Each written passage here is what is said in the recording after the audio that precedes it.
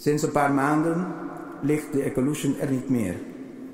Wibo had zelf, ziek als hij was, enkele maanden daarvoor in maart de Ecolution naar Curaçao overgevaren voor reparatie.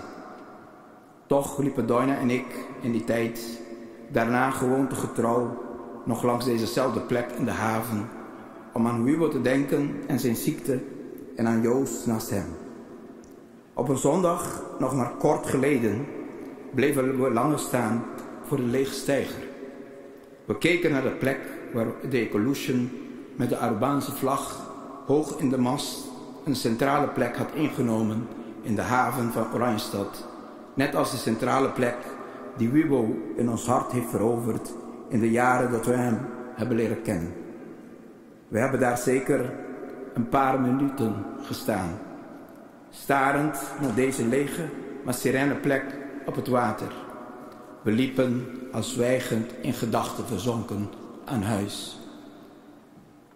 Bij thuiskomst keek Doina naar haar telefoon en het eerste wat ze las was een boodschap van Joost. Wibo is net gaan rusten.